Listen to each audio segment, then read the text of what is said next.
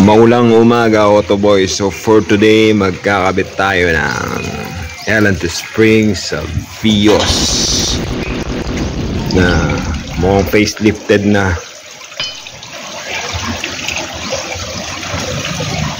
Alright.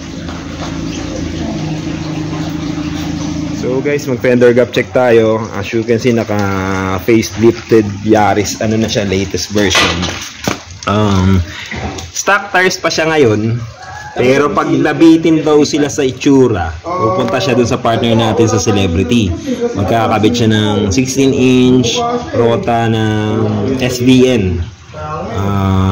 We suggested 205 50/16 na tires kasi itong stock 185/60 R15. Yung magiging drop nito kasi mamaya. So ngayon naka 4 finger gap siya. Tansya ko mga 2 or 1.5 depende sa kondisyon ng shocks. Ang sabi ni boss, nasa 30k pa lang yung mileage. By the way, taga Pangasinan sila, uwi pa sila, may dinayo lang sila dito sa Cavite. That's why dito na sila nagpa-install. Yung rear 4 finger gap din. So yun yung potential na drop dito, 1.5 to 2 depends sa shock condition. Ngayon, bakit 205/50 yung sinasuggest namin? Kasi pag 195/50 lang ang kinabit and 16s, halos ganun lang din yung magiging fender gap and yung ground clearance. Tandaan natin na pag lumalaki yung gulong, mas maliit yung fender gap. Sa lowering springs pero sa coilovers iba kasi adjustable yun. Sa the larger yung wheel diameter, the smaller yung gap. Pero mas maganda yung ground clearance, mas mataas.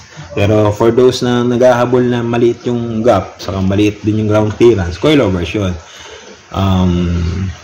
So kung ito yung dadrop, mas mababa, mamaya mas mababa to compare sa naka 205 50/16. Pero mas maganda naman yung fender gap ng 205 50/16. Okay? So wait, check din natin yung kabilang side. Though normally hindi pantay kasi hindi naman pantay tong, hindi level tong, good thing pantay siya. Parehas 4 finger gap. So yun, 1.5 to 2 ang hula ko dito pagka drop mamaya. So install na natin.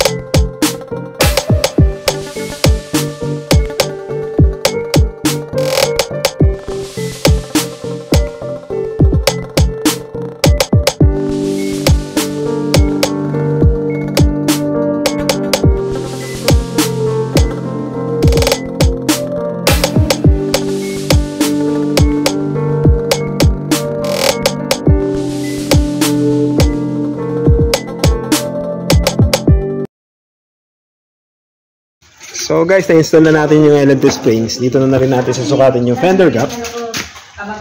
Kanina 4.444, pantay-pantay. So as expected,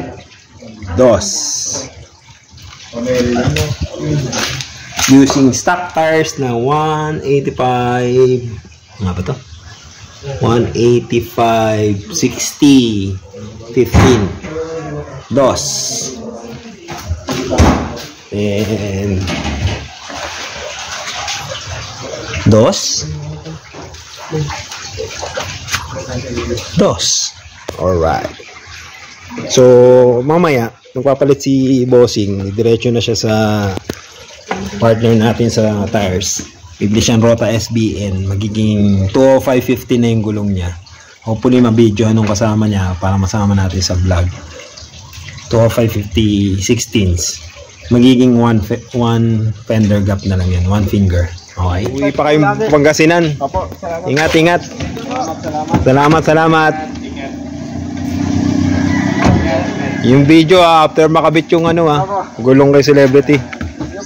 Okay. Thank you. Ay, Pops! Ay! Ano? Yung karton. Boss! Yung stock spring nyo, sayang to.